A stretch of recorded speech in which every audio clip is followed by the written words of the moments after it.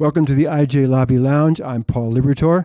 We're here tonight with Viviana Garcia and Daniel Jordan, a duet from the Marin Symphony Youth Orchestra. They're both 18 years old, go to Tam High, live in Mill Valley. And first thing I want to know is I want to hear about, I'm feeling very patriotic all of a sudden. So I want to hear a little bit about the piece you played, why you chose it, some of the themes involved. So whichever one of you wants to take that. I'll take it. Okay. So the piece we're playing is the American Duet by Franz Doppler.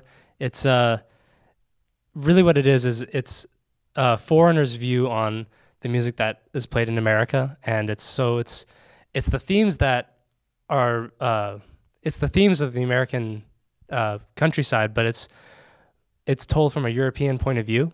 So while it's very patriotic, but it's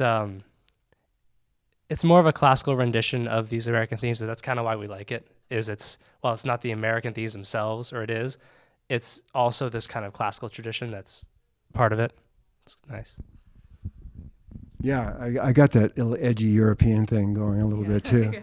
So you've been with the Symphony Youth Orchestra 4 years, and even before that, you were with Crescendo, which is like the young kids part, and you're both Hugo Rinaldi fellows. Hugo is the late director of the orchestra, and what's involved with being a fellow? You told me a little bit about that before, but you want to take that, Viviana? Yeah, sure. I mean, it's more of a kind of a leadership role among the orchestra. Normally, one person would be chosen, and this year and last year as well, two people were chosen.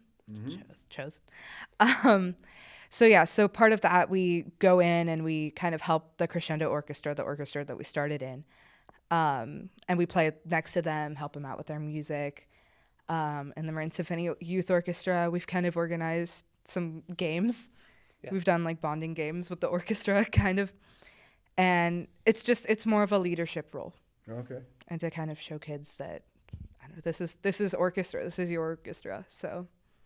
Yeah, because when you're in an orchestra, you're part of a team. Yeah. What's the bonding game that you play? It was like the first or second week, and we had them.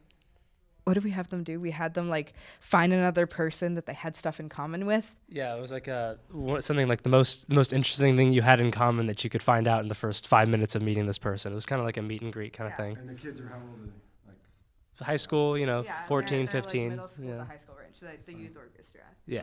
And we kind of got that idea from our high school orchestra instructor, because on the first day of our freshman year, he did like a bonding game. It was called Mandatory Fun Time, and it was just one of those things that like you go in and it was a scavenger hunt, and we kind of just played this game with the entire orchestra that we didn't really know, but that's because he believed that knowing like your peers that you're playing with makes it a lot easier to play with and like connect when you're playing in an orchestra.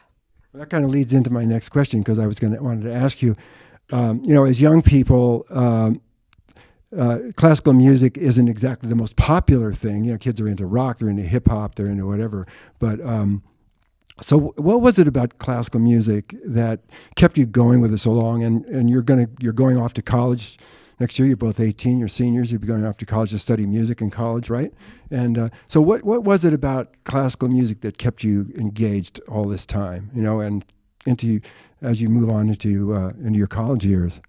Well, we both started in our school programs. I started in 4th grade, and you started in 5th grade. And it was one of those things, well, when a lot of kids start orchestra, it's either because they think the instruments are really cool, or they see all their friends signing up, or a combination of both. So it's one of those things that you're kind of playing next to your friends. You're playing with people that you know. It's fun. You have this instrument in your hand that you kind of barely know how to play, but as the years go by, it gets a lot better, a lot more interesting, and it's exciting. And you become more accomplished and all that. Yeah. How about you, Dan? Well, I started playing classical music really because I heard a lot of classical pieces through playing. I mean, playing the flute, you only kind of get the classical music. You don't get exposed to as much like rock and roll or jazz or things like that. So when I heard classical pieces that I liked, it would kind of add them to my music enjoyment life. And then so essentially I filled it up with classical music, and I couldn't really go back after that.